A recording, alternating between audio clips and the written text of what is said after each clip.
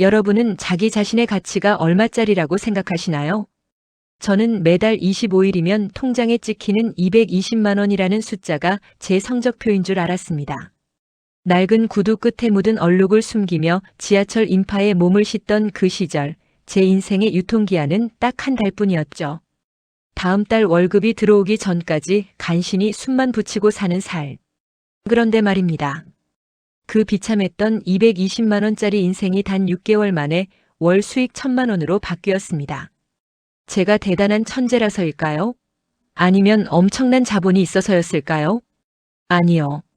저는 그저 퇴근 후 불 꺼진 방에서 노트북 하나로 반란을 시작했을 뿐입니다. 상사의 질책이 배경음악처럼 들리기 시작하고 사직서의 온기가 가슴속에서 차가운 확신으로 변하던 그 경이로운 과정. 오늘 제가 월급의 감옥을 탈출해 인생의 항해사가 되기까지의 그 처절하고도 짜릿한 기록을 하나도 빠짐없이 들려드리려 합니다. 소설보다 더 소설 같은 하지만 100% 실화인 저의 이야기를 시작합니다. 안녕하세요. 평범한 직장인에서 스스로 인생의 가격표를 결정하는 삶으로 돌아온 채널 이름작가입니다. 오늘 들려드릴 이야기는 단순한 성공담이 아닙니다. 매일 밤 눈이 충혈되도록 모니터를 노려봤던 고독한 투쟁의 기록이자 여러분 또한 지금 당장 시작할 수 있는 탈출 지도이기도 합니다. 이 영상이 끝날 때쯤 여러분의 가슴 속에도 작은 반란의 불씨가 지펴지길 바랍니다. 그럼 낡은 구두와 220만 원의 무게로부터 시작된 제1부 이야기, 지금 바로 시작합니다. 지하철 2호선 성수역의 스크린도어에 비친 내 모습은 마치 물에 젖어 흐물거리는 종이 인형 같았다.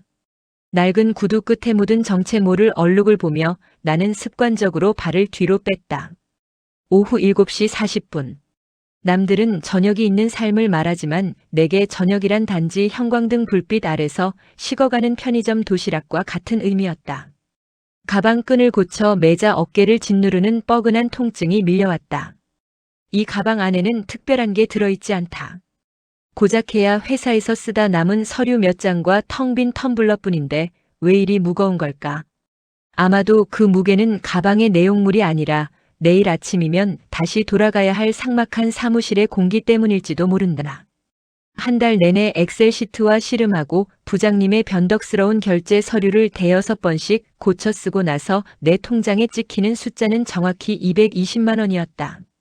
월세 55만 원, 학자금 대출 이자와 원금 40만 원, 통신비와 교통비, 그리고 최소한의 식비를 빼고 나면 손에 남는 건 모래알처럼 스르르 빠져나갔다. 적금을 붓는다는 건 사치였다. 친구들이 주식 수익률을 논하거나 골프 라운딩 사진을 올릴 때 나는 조용히 단톡방에 알림을 끄고 휴대폰 액정을 엎어놓았다. 질투조차 할 기운이 없었다. 그저 내가 서 있는 이 바닥이 조금만 더 단단했으면 좋겠다는 막연한 갈증뿐이었다. 빌라 복도의 전등은 오늘도 깜빡거리며 신경질적인 소리를 냈다. 도어락의 비밀번호를 누르는 손가락 끝이 파르르 떨렸다. 현관문을 열자마자 느껴지는 좁고 습한 공기. 나는 불도 켜지 않은 채 소파에 몸을 던졌다. 어둠 속에서 천장을 바라보고 있으면 내가 이 거대한 도시의 부속품조차 되지 못한 채 겉도는 먼지처럼 느껴졌다. 이대로 10년이 지나면 나는 뭐가 되어 있을까? 입 밖으로 내뱉은 목소리가 공허하게 벽을 타고 돌아왔다. 대답은 정해져 있었다. 조금 더 낡은 양복을 입고 조금 더 깊어진 미간 주름을 가진 채 여전히 200만 원 남짓의 월급에 목을 매는 중년의 내가 서 있겠지. 상상만으로도 숨이 막혔다. 나는 몸을 일으켜 세수를 했다. 거울 속에 나는 눈동자가 탁해져 있었다. 찬물이 얼굴에 닿는 순간 묘한 반항심이 가슴 밑바닥에서 치밀어 올랐다. 순응하며 살기엔 내 젊음이 너무 억울했다. 책상 위에 놓인 중고 노트북을 열었다. 펜 돌아가는 소리가 유난히 크게 들렸다. 나는 무작정 검색창을 켰다. 직장인 부업, 무자본 창업, 월급 외 수익. 수만 개의 정보가 쏟아졌지만 대부분은 허황된 광고거나 이미 레드오션인 것들이었다. 하지만 그날 밤 나는 잠을 자지 않았다. 마우스 휠을 내리는 내 손가락에는 평소와 다른 긴장감이 서려 있었다. 남들이 유튜브 쇼츠를 보며 낄낄거릴 때 나는 그 영상들이 어떻게 돈을 버는지, 그 이면에 숨겨진 알고리즘과 수익 구조를 파헤치기 시작했다. 처음에는 막막했다. 영상 편집 프로그램의 인터페이스는 마치 외계어 같았고 마이크 하나 사는 것도 내게는 큰 지출이었다. 하지만 나는 멈추지 않았다. 퇴근 후 매일 4시간 잠을 줄여가며 독학을 시작했다. 낮에는 고개를 숙인 채 예, 알겠습니다를 반복하는 무기력한 직장인이었지만 밤이 되면 나는 나만의 제국을 건설하는 설계자가 되었다. 눈이 충혈되고 어깨가 끊어질 듯 아파도 노트북 화면의 빛은 달콤했다. 적어도 이 공간 안에서만큼은 부장님의 질책도 거래처의 갑질도 없었다. 오직 내가 입력하는 대로 움직이는 데이터와 글자들만이 존재했다. 나는 깨달았다. 내가 그동안 가난했던 건 능력이 없어서가 아니라 나만의 시스템을 가질 시도조차 하지 않았기 때문이라는 것을. 새벽 3시 창밖으로 푸르스름한 기운이 돌기 시작했다. 나는 첫 번째 기획안을 메모장에 적어 내려갔다. 남들이 보기엔 보잘것없는 시작일지 모르지만 그것은 220만 원의 굴레를 벗어나기 위한 나의 첫 번째 반란이었다. 나는 떨리는 마음으로 마우스를 클릭했다. 이제 돌아갈 길은 없었다. 아니, 돌아가고 싶지 않았다. 내 손바닥 안에서 작게 빛나는 노트북 화면이 마치 어두운 터널 끝에 한 줄기 빛처럼 보였다. 나는 깊은 숨을 들이마셨다. 내일부터의 나는 어제의 나와는 완전히 다른 인간이 될 것이라고 스스로에게 다짐하며 비좁은 침대에 몸을 뉘었다. 심장 소리가 귓가를 때려 쉽게 잠들 수 없는 밤이었다. 출근길 지하철 안에서 나는 평소처럼 눈을 감고 졸지 않았다. 대신 스마트폰 메모장을 켜고 어젯밤 머릿속을 스쳤던 아이디어들을 쉴 새 없이 적어 내려갔다. 옆 사람과 어깨가 부딪히고 누군가의 가방 모서리가 내 옆구리를 찔러도 통증조차 느껴지지 않았다. 머릿속에서는 이미 수천 개의 문장이 나열되고 영상의 프레임이 교차하고 있었다. 회사에 도착해 자리에 앉자마자 부장님의 날카로운 목소리가 사무실의 정적을 깨뜨렸다. 김대리, 어제 준 보고서 숫자가 왜 이 모양이야? 정신 어디다 두고 이래? 평소 같았으면 가슴이 철렁 내려앉으며 연신 죄송하다는 말을 내뱉었을 테다. 하지만 이상하게도 그날은 마음이 차분했다. 고개를 숙여 사과하면서도 머릿속 한 구석에서는 오늘 퇴근하고 수정해야 할 폰트 디자인을 떠올리고 있었다. 부장님의 질책은 더 이상 내 존재를 깎아내리는 칼날이 아니라 그저 배경음악처럼 흘러가는 소음일 뿐이었다. 나에게는 이제 돌아가서 몰두할 나만의 비밀스러운 세계가 생겼기 때문이다. 퇴근 시간이 다가올수록 시계 바늘은 유난히 더디게 움직였다. 오후 6시 정각, 평소처럼 눈치를 보며 30분 더 앉아있는 대신 나는 단호하게 짐을 챙겼다. 주변 동료들의 의아한 시선이 느껴졌지만 상관없었다. 사무실 문을 나서는 내 발걸음은 어느 때보다 가벼웠다. 하지만 그것도 잠시, 집으로 향하는 길은 다시 투쟁의 연속이었다. 집 근처 편의점에서 삼각김밥 2개와 에너지 드링크를 집어들었다. 이것이 나의 유일한 저녁 만찬이자 전쟁을 위한 보급품이었다. 집에 돌아오자마자 씻지도 않은 채 노트북 앞에 앉았다. 화면에서 뿜어져 나오는 푸른 빛이 내 얼굴을 차갑게 비췄다. 오늘 할 일은 첫 번째 콘텐츠의 대본을 완성하는 것이었다. 키보드를 두드리는 소리가 적막한 방 안을 가득 채웠다. 한 줄을 쓰고 지우기를 수십 번, 마음에 드는 표현이 나오지 않을 때면 머리카락을 쥐어뜯으며 책상을 쳤다. 조금 더 날카롭게, 조금 더 공감할 수 있게. 혼잣말을 중얼거리며 나는 독자들의 마음을 파고들 문장을 다듬었다. 단순히 지식을 전달하는 것이 아니라 내가 느꼈던 절망과 그 속에서 발견한 작은 희망의 불씨를 담아내고 싶었다. 손목이 시큰거리고 눈앞이 침침해졌지만 멈출 수 없었다. 밤 11시가 넘어가자 아랫집에서 층간소음이 난다며 벽을 두드리는 소리가 들렸다. 나는 조용히 발끝을 세워 걷고 키보드 위에 수건을 덮어 소음을 죽였다. 그렇게 새벽 2시가 되었을 때 드디어 첫 번째 결과물이 완성되었다. 덜덜 떨리는 손으로 업로드 버튼 위에 커서를 올렸다. 이걸 누가 보기나 할까? 괜히 시간 낭비하는 건 아닐까? 하는 두려움이 엄습했다. 220만 원의 안정이 주는 달콤함과 미지의 세계가 주는 공포가 내 마음속에서 치열하게 싸웠다. 하지만 나는 알고 있었다. 여기서 멈추면 내 인생은 평생 지하철 2호선의 낡은 구두에서 벗어날 수 없다는 것을. 딸깍. 마우스 클릭 소리와 함께 나의 첫 번째 분신이 세상 밖으로 나갔다. 심장이 터질 듯이 뛰었다. 조회수 0. 당연한 결과였다. 하지만 나는 실망하지 않았다. 이제 막 씨앗을 심었을 뿐이니까. 나는 거울 앞에 서서 내 눈을 똑똑히 바라봤다. 붉게 충혈된 눈시울 속에 예전에는 없던 생기가 돌고 있었다. 비록 몸은 천근만근 무거웠지만 영혼은 그 어느 때보다 가벼웠다. 책상 옆에 붙여둔 포스트잇에는 이렇게 적혀 있었다. 월급 220만 원은 내 가치가 아니라 내 시간을 잠시 빌려준 대가일 뿐이다. 나는 그 문장을 손가락으로 가만히 쓸어보았다. 내일 아침 다시 지옥 같은 출근길이 기다리고 있겠지만 이제 나는 더 이상 무력한 먹잇감이 아니었다. 나는 사냥을 준비하는 포식자의 마음으로 차가운 방 바닥에 몸을 누였다. 창밖에는 여전히 도시의 소음이 가득했지만 내 귓가에는 머지않아 다가올 변화의 파도 소리가 들리는 듯했다. 업로드 후 첫 일주일 내 일상은 기대와 처참한 배신의 반복이었다. 퇴근길 버스 안에서, 화장실 칸막이 안에서, 심지어 부장님의 훈화 말씀이 이어지는 회의실 탁자 밑에서 나는 수시로 휴대폰을 확인했다. 하지만 화면에 뜬 숫자는 잔인할 정도로 정지해 있었다. 조회수 4. 그나마도 2번은 내가 확인하느라 누른 것이었고 나머지 2번은 아마도 링크를 잘못 누른 행인의 실수였을 것이다. 가슴 한구석이 서늘해졌다.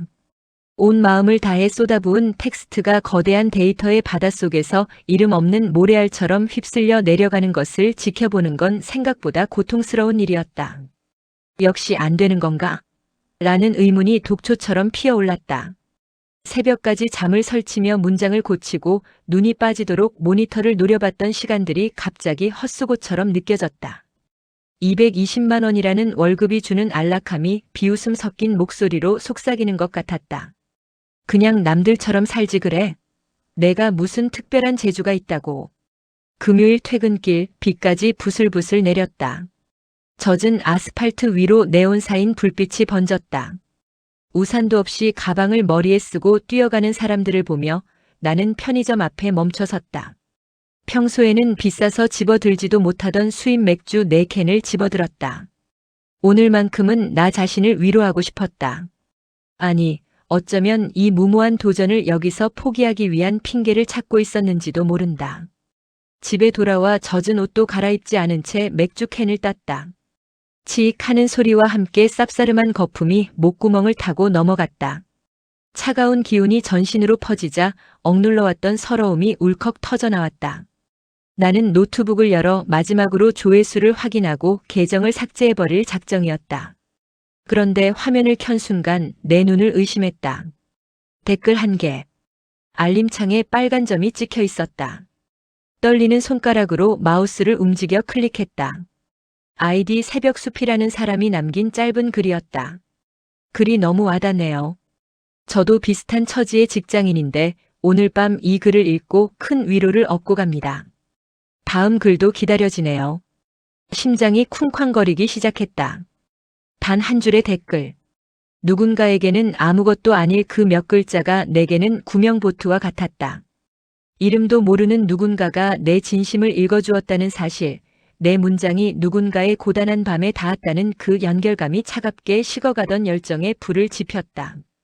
나는 맥주 캔을 내려놓고 세수를 했다. 거울 속에 나는 여전히 초라했지만 눈빛만큼은 다시 날카롭게 빛나고 있었다. 그래, 한 명이라도 기다린다면 써야지. 나는 다시 키보드 앞에 앉았다. 이번에는 단순히 내 하소연을 늘어놓는 것이 아니라 철저하게 읽는 사람의 입장에서 고민하기 시작했다.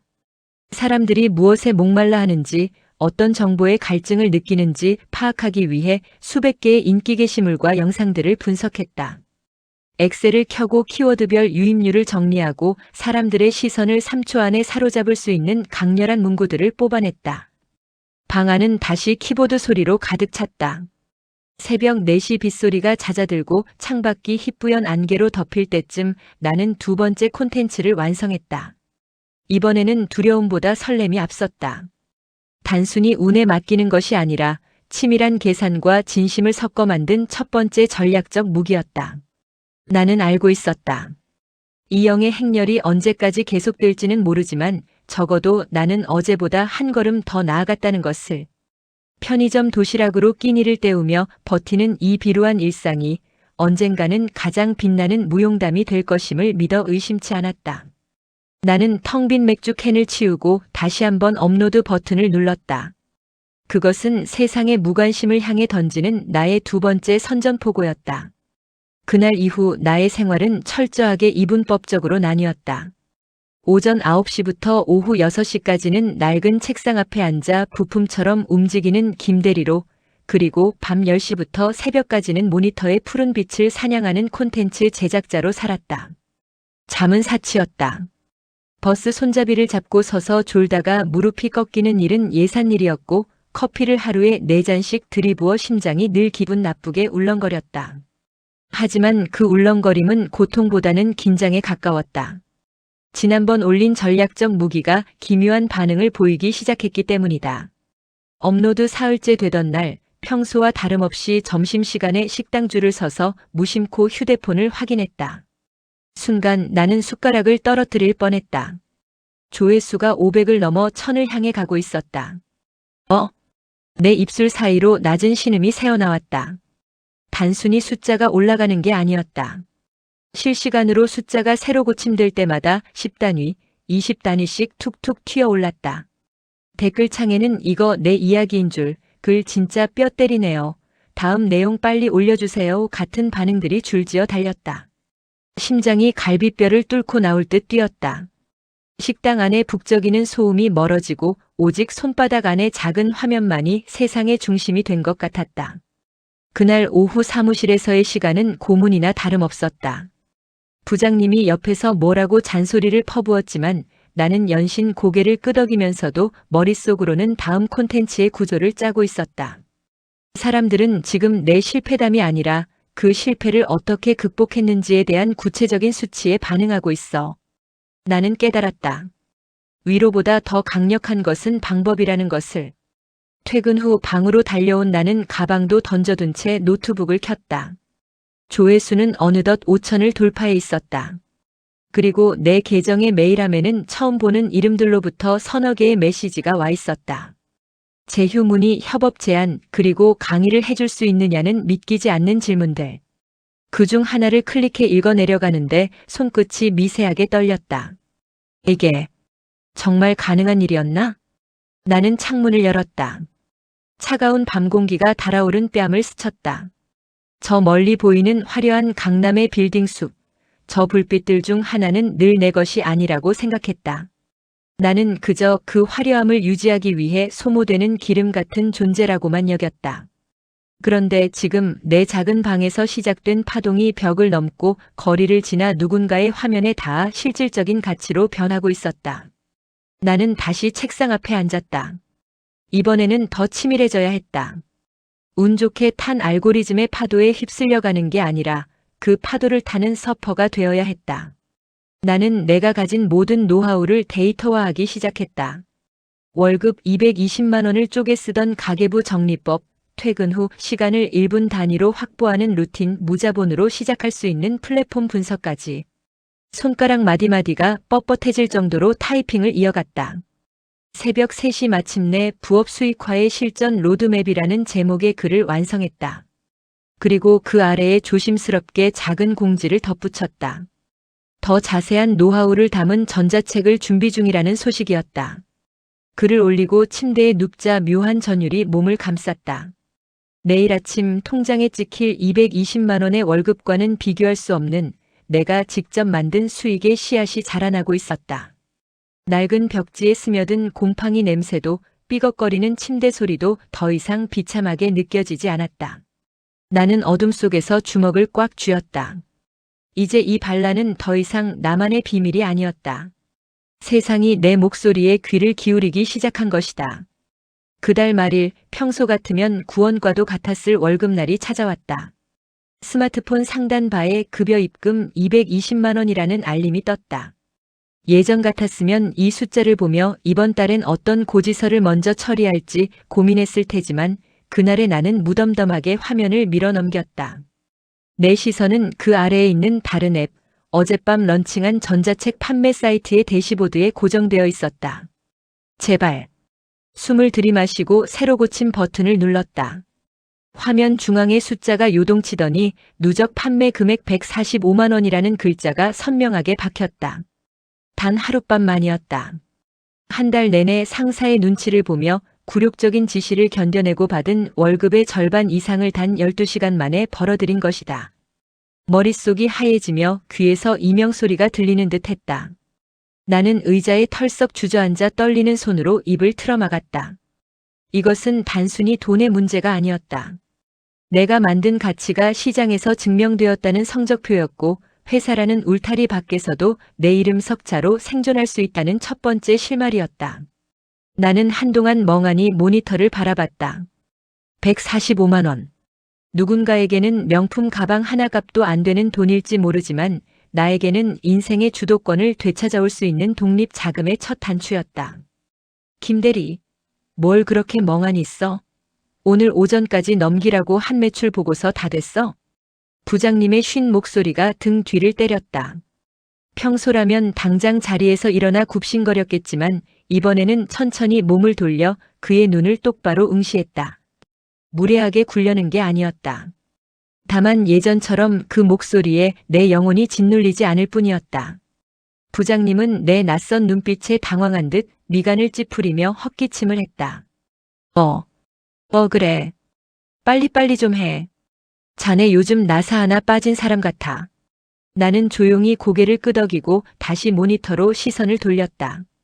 엑셀 화면 위로 숫자들을 채워 넣으면서도 내 손가락은 리듬을 타고 있었다. 이 엑셀은 오늘이 마지막 일지도 모른다. 그런 생각이 들자 오히려 업무 효율이 올랐다. 마무리해야 할 일들을 하나씩 지워나가는 과정이 퇴사를 위한 카운트다운처럼 느껴졌다. 점심시간 나는 회사 근처의 한적한 공원 벤치에 앉아 샌드위치를 씹었다. 평소엔 비싸서 잘 사지 않던 프리미엄 샌드위치였다. 빵 사이에 든 신선한 채소의 아삭함이 혀끝에 닿을 때 비로소 살아있다는 감각이 선명해졌다. 휴대폰에서는 판매 알림음이 끊이지 않고 울려댔다. 띠링 띠링. 그 소리는 나를 올가매던 사슬이 하나씩 풀려나가는 금소금처럼 들렸다. 나는 그 자리에서 수첩을 꺼내 적었다. 현재 부업 수익 145만 원. 목표는 월 1,000만 원. 누군가는 비웃을 꿈이었지만 이미 시작된 파도는 멈출 기색이 없었다. 나는 내가 팔고 있는 것이 단순히 지식이 아니라 탈출의 희망이라는 것을 알고 있었다. 퇴근 후 나는 평소보다 더 무서운 기세로 작업에 몰두했다. 이제는 단순히 글을 쓰는 수준을 넘어 유입된 고객들을 관리하고 그들의 피드백을 반영해 더 고도화된 서비스를 기획했다. 눈 밑에는 짙은 다크서클이 내려앉았고 입안은 헐어 따끔거렸지만 마음은 불길이 번지는 숲처럼 뜨거웠다. 새벽 2시 문득 고개를 들어 창밖을 보았다. 잠들지 않는 도시의 불빛들이 나를 향해 손짓하는 것 같았다. 월급 220만 원의 중력에서 벗어나기 위한 나의 궤도 수정은 성공적이었다. 이제 남은 것은 더 높이, 더 멀리 날아오르기 위한 엔진의 출력을 높이는 일뿐이었다. 나는 다시 키보드 위에 손을 올렸다. 밤의 정적 속에서 들리는 규칙적인 타이핑 소리가 승전보처럼 방 안을 울렸다. 이제 부업은 더 이상 남는 시간에 하는 소일거리가 아니었다. 그것은 거대한 파도처럼 내 일상의 방파제를 야금야금 갉아먹기 시작했다. 전자책 판매량은 멈출 줄 몰랐고 메일함에는 10일 컨설팅을 요청하는 직장인들의 절박한 사연들이 매일 수십 통씩 쌓였다. 그들의 사연을 읽다 보면 거울을 보는 듯한 착각이 들었다. 제발 살려달라는 무언의 외침이 모니터를 뚫고 내 손등 위로 떨어지는 것 같았다. 수익이 늘어날수록 내 몸은 빠르게 망가져갔다. 낮에는 회사에서 눈을 부릅뜬 채 엑셀 시트를 채우고 밤에는 새벽 4시까지 상담 답변을 쓰고 영상을 편집했다. 하루 평균 수면 시간은 3시간 남짓. 어느 날 아침에는 세수를 하다가 코 밑으로 툭 떨어지는 핏방울을 보며 한참을 멍하니 서 있었다. 세면대에 번지는 붉은 혈흔이 마치 내 열정을 짜내어 만든 배당금처럼 느껴졌다. 김대리, 자네 요즘 어디 아파? 얼굴색이 흑빛이야. 옆자리 오대리가 걱정스러운 듯 말을 건넸다. 나는 대충 어색하게 웃으며 커피를 들이켰다. 위장은 이미 카페인에 절어 쓰라렸지만 정신력을 붙잡을 수 있는 유일한 생명수였다. 그때 부장님이 내 책상을 서류 뭉치로 쾅 내리쳤다. 이게 뭐야? 오타가 왜 이렇게 많아? 이따위로 할 거면 나가서 장사나 해, 임마. 그 순간 예전 같으면 심장이 오그라들었을 그 호통이 내 귀에는 전혀 다른 의미로 들렸다. 장사나 해. 그래, 나는 이미 장사를 하고 있었다. 그리고 내가 밤마다 벌어들이는 수익은 이미 부장님의 연봉을 위협할 수준에 근접하고 있었다. 나는 서류를 집어들며 담담하게 말했다. 죄송합니다. 바로 수정하겠습니다. 내 목소리에는 떨림이 없었다. 오히려 너무 차분해서 부장님이 움찔할 정도였다. 나는 알고 있었다. 이 사무실 안에서의 권력 관계는 오직 돈이라는 사슬에 묶여 있을 뿐이라는 것을. 사슬이 풀린 사냥개에게 주인은 더 이상 두려움의 대상이 아니었다. 퇴근길 나는 이제 지하철 대신 택시를 탔다. 5,000원의 택시비가 아까워 발동동 구르던 시절은 지났다. 뒷좌석에 깊숙이 몸을 묻고 창밖을 보았다. 화려한 가로등 불빛이 흐릿하게 스쳐 지나갔다.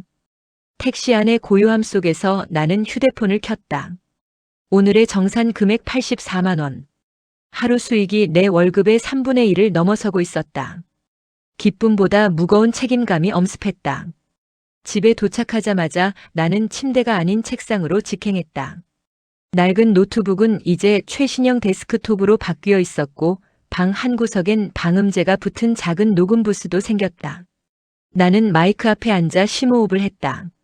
오늘 녹음할 주제는 퇴사를 준비하는 이들을 위한 마지막 조언이었다.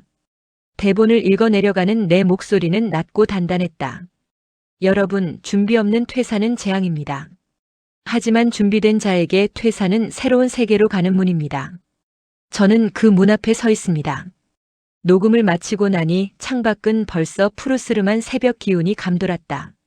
몸은 부서질 듯 아팠지만 정신은 그 어느 때보다 맑았다. 나는 책상 서랍 깊숙한 곳에서 깨끗한 A4 용지 한 장을 꺼냈다. 그리고 맨 윗부분에 정갈한 글씨로 세 글자를 적었다. 사, 직, 서. 아직 날짜는 적지 않았다. 하지만 그 종이를 바라보는 것만으로도 가슴속 깊은 곳에서 뜨거운 응어리가 치밀어 올랐다. 월급 220만 원의 족쇄가 풀리기 직전의 팽팽한 긴장감. 나는 그 종이를 가슴에 품고 짧은 잠을 청했다. 꿈속에서 나는 더 이상 좁은 사무실의 부품이 아니었다. 끝없이 펼쳐진 데이터의 바다를 가르며 자유롭게 항해하는 선장이었다. 아침을 알리는 알람 소리가 들려왔지만 더 이상 그것은 지옥으로의 소활령이 아니었다. 새로운 시대를 여는 축제 소리였다. 사직서를 서랍에 넣어둔 뒤로 일주일이 지났다. 통장의 숫자는 이제 내 통제 범위를 벗어난 것처럼 보였다.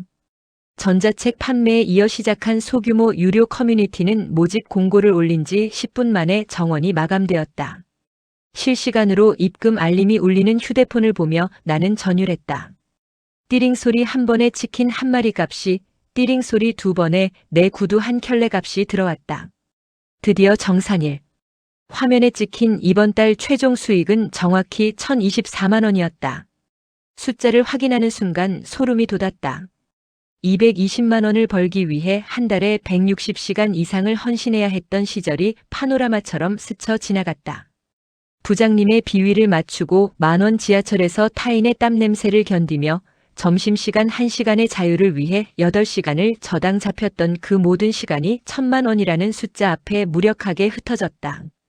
이게 내 한 달치 가치라고? 나는 허탈하게 웃었다. 기쁨보다 먼저 찾아온 것은 기이한 허무함이었다. 자본주의의 문법은 생각보다 단순했고 그동안 내가 매달려온 직장이라는 줄은 너무나 가늘었다. 나는 그날 밤 처음으로 작업을 멈추고 거리에 나갔다. 비싼 레스토랑에 갈 수도 있었지만 내가 향한 곳은 늘 가던 동네 포장마차였다. 떡볶이 1인분과 튀김 몇 개를 시켜놓고 자리에 앉았다. 주머니 속 휴대폰은 여전히 띠링 소리를 내며 돈이 들어오고 있음을 알렸다. 먹지 않아도 배가 불렀고 사지 않아도 부자가 된 기분이었다. 하지만 마음 한구석에는 날카로운 칼날 같은 긴장감이 여전했다. 이 수익이 지속될 수 있을까? 내가 정말 회사를 그만둬도 될까? 다음 날 출근길, 나는 평소보다 더 일찍 사무실에 도착했다. 내 책상 위에는 여전히 먼지가 쌓여 있었고 탕비실의 커피 머신은 오늘도 웅웅거리며 신경질적인 소리를 냈다. 동료들은 하나둘 출근하며 피곤에 찌든 얼굴로 인사를 나눴다. 그들의 대화 주제는 늘 비슷했다.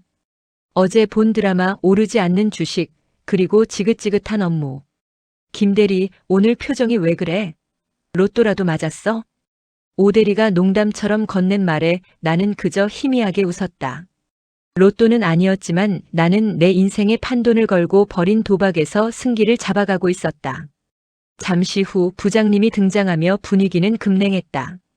그는 자리에 앉기도 전에 내 쪽을 보며 서류철을 던지듯 놓았다. 어이, 김대리.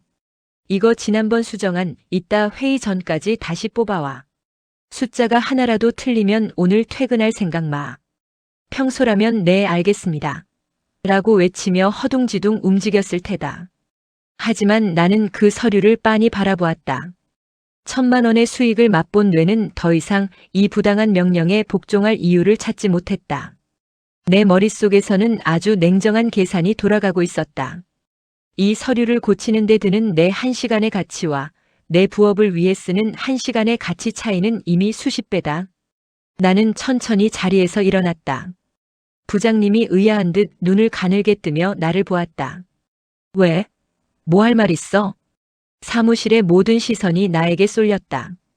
정막 속에서 나는 내 가방 안에 들어있는 사직서의 서늘한 감촉을 떠올렸다. 입술이 바르르 떨렸지만 눈빛은 흔들리지 않았다. 나는 서류를 챙기는 대신 책상 위에 개인 물건들을 하나씩 정리하기 시작했다. 부장님, 드릴 말씀이 있습니다. 내 목소리는 낮았지만 사무실 구석구석까지 명확하게 전달되었다. 그것은 220만 원짜리 인생의 종말이자 새로운 독립의 시작을 알리는 신호탄이었다.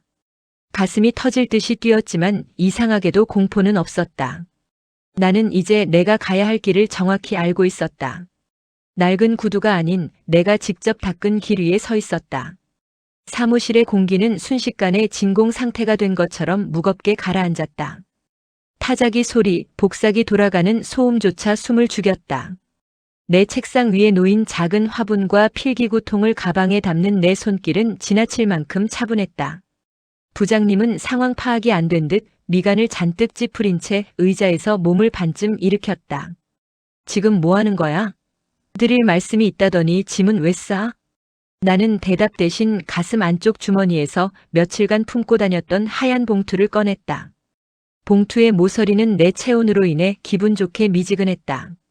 나는 그것을 부장님의 책상 위, 방금 그가 던져놓았던 서류 뭉치 바로 위에 조심스럽게 내려놓았다.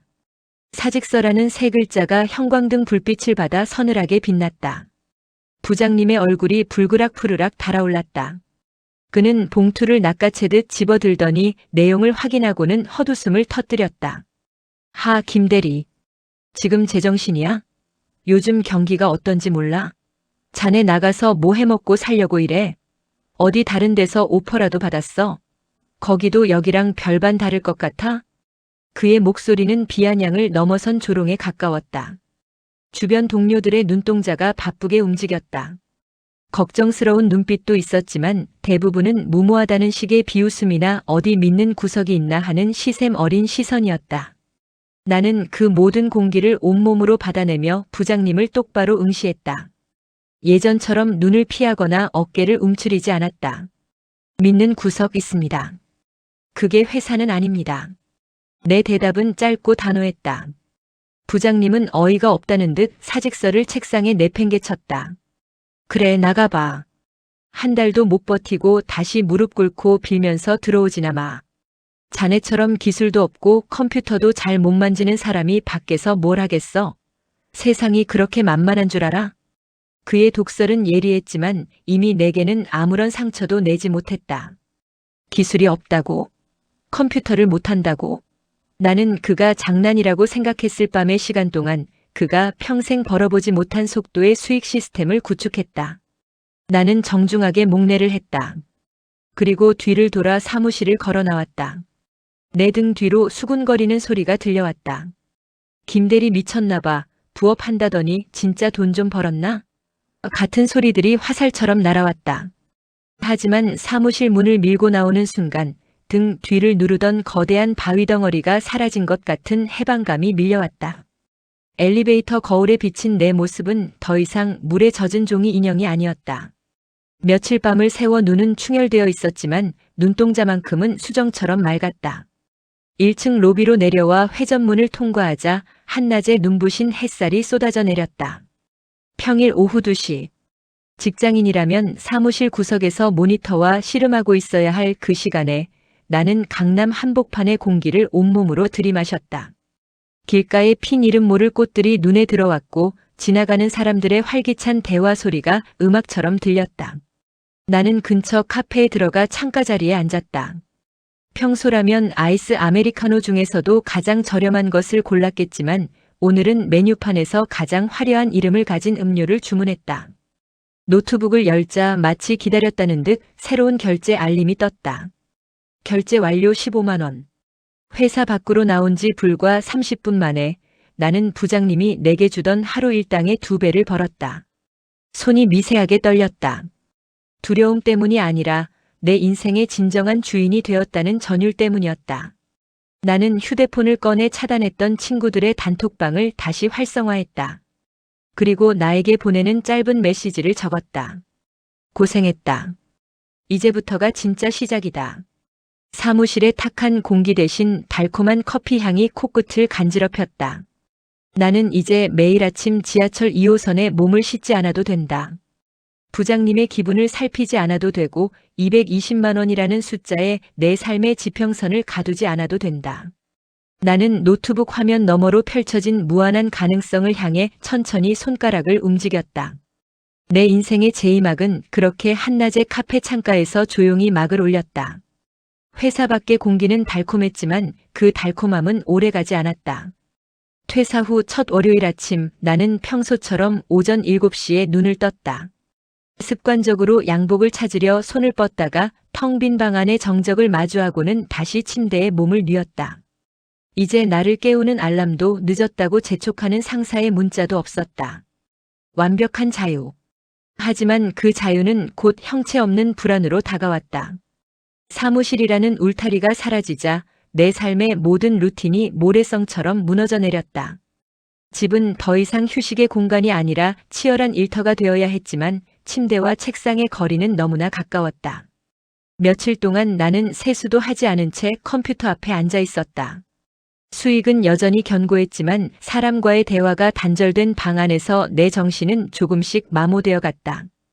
이게 내가 꿈꾸던 삶이었나? 거울 속에 나는 회사원 시절보다 더 수척해져 있었다.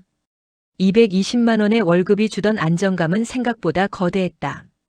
그것은 단순히 돈의 문제가 아니라 사회의 일원으로서 어딘가에 소속되어 있다는 최소한의 증명이었다. 이제 나는 오직 숫자로만 나를 증명해야 하는 고독한 투사가 되었다. 어느 날 오후 나는 답답한 마음에 노트북을 챙겨 집 근처 대형 도서관으로 향했다. 그곳에는 평일 낮임에도 불구하고 수많은 사람이 각자의 공부에 몰두하고 있었다.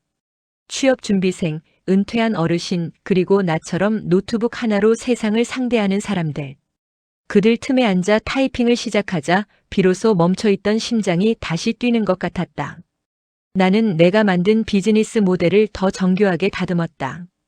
단순히 정보성 글을 파는 것을 넘어 사람들이 자신의 재능을 발견하고 수익화할 수 있도록 돕는 퍼스널 브랜딩 시스템을 설계하기 시작했다. 내 경험이 누군가에게는 유일한 탈출구가 될 수 있다는 사실에 집중하자 개인적인 고독은 사명감으로 변했다. 그때 휴대폰에 모르는 번호로 전화가 걸려왔다. 망설이다 받은 수화기 너머로 익숙하면서도 낯선 목소리가 들렸다.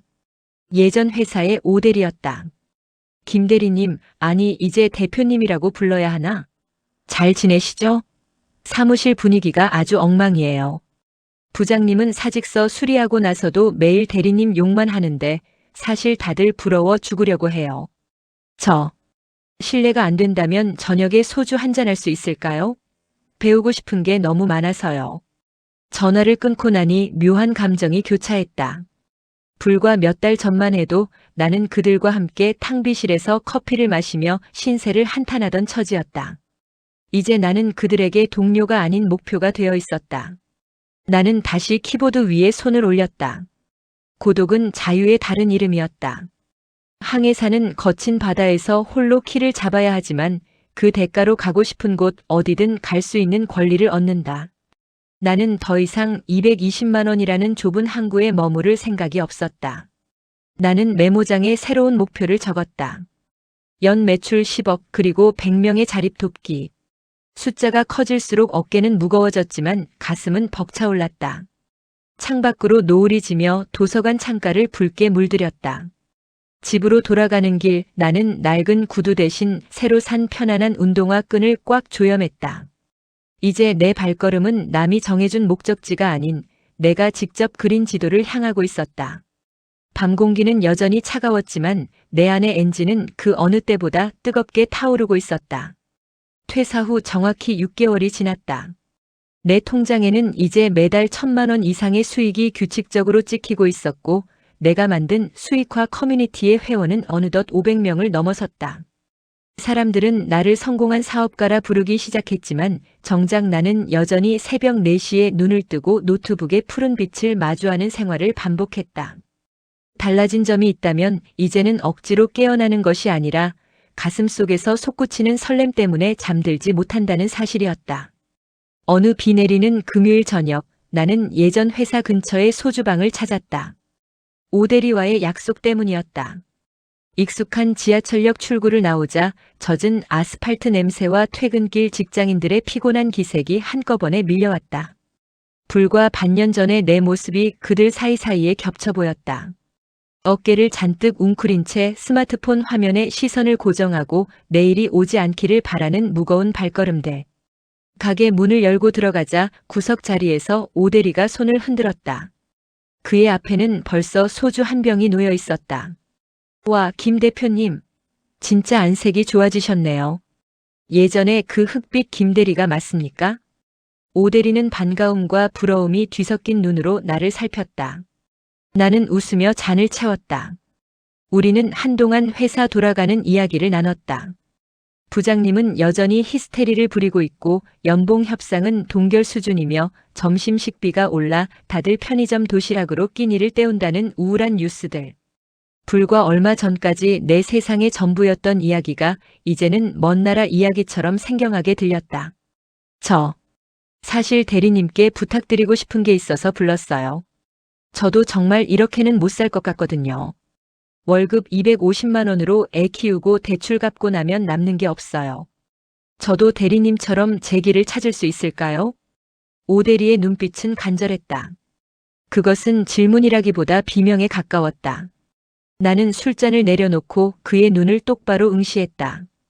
예전에 내가 누군가에게 듣고 싶었던 말을 이제는 내가 해줄 차례였다. 오 대리님, 컴퓨터를 잘하고 못하고는 중요하지 않아요. 기술은 배우면 되니까요. 정말 중요한 건 내 시간의 가격을 남이 정하게 두지 않겠다는 결심이에요. 저는 220만 원을 벌 때보다 지금 훨씬 많이 일해요. 하지만 이건 소모되는 게 아니라 축적되는 시간이죠. 나는 밤새도록 그에게 내가 겪은 시행착오와 시스템 구축 노하우를 가감없이 전수했다. 가게를 나설 때 오대리의 눈에는 처음 볼 때와는 다른 작은 불꽃이 일고 있었다. 그를 택시에 태워보내고 혼자 빗속을 걸었다. 낡은 구두는 버린 지 오래였지만 그때 그 눅눅했던 감각만큼은 잊지 않으려 노력했다. 집에 돌아와 책상 앞에 앉았다. 화면에는 수많은 수강생의 감사 인사가 올라와 있었다. 덕분에 아이 학원비를 벌게 됐어요. 퇴사를 꿈꿀 수 있게 됐습니다. 그 글자들을 읽으며 나는 깨달았다. 내가 번 1,000만 원의 진짜 가치는 통장의 숫자가 아니라 누군가의 삶에 던져준 희망의 크기라는 것을. 나는 새로운 원고에 첫 문장을 적었다. 당신의 가치는 월급 봉투 안에 갇히기엔 너무나 크다. 창밖으로 동이 터오고 있었다. 220만 원의 무게에 눌려 숨가빠하던 청년은 이제 없었다. 대신 스스로 바람을 일으켜 돛을 올리는 항해사가 서 있었다. 내일은 또 어떤 파도가 덮쳐올지 알 수 없지만 나는 더 이상 두렵지 않았다. 내 손안에는 나만의 나침반과 꺾이지 않는 의지가 쥐어져 있었으니까. 나의 반란은 끝난 것이 아니었다. 이것은 더 넓은 바다로 나아가기 위한 장대한 서막일 뿐이었다. 나는 다시 한번 힘차게 키보드를 두드렸다. 세상의 모든 김대리들이 자신의 이름을 되찾는 그날까지 나의 밤은 결코 잠들지 않을 것이다. 한때 제 발목을 붙잡았던 건 낡은 구두가 아니라 내일이 오는 것이 두려웠던 무거운 마음이었습니다. 이 긴 여정을 끝까지 함께해 주신 여러분의 마음도 아마 저와 닮아 있지 않을까 생각합니다. 제 이야기가 여러분의 가슴 속에 작은 파동을 일으켰다면 그 떨림이 멈추지 않도록 구독으로 제 손을 잡아주세요. 여러분이 눌러주시는 좋아요는 어두운 밤 홀로 모니터를 밝히던 제게 건네는 가장 따뜻한 응원이자 우리가 함께 나아갈 길을 비추는 등불이 됩니다. 차가운 숫자보다 뜨거운 진심이 승리하는 세상을 꿈꿉니다. 오늘 하루도 각자의 자리에서 치열하게 삶을 지켜내신 여러분 정말 고생 많으셨습니다. 저는 다음 이야기에서 더욱 깊어진 문장과 단단해진 희망을 들고 다시 찾아오겠습니다. 시청해 주셔서 그리고 저의 시작을 함께 해주셔서 진심으로 감사합니다. 여러분의 오늘이 어제보다 조금 더 자유롭기를 소망합니다.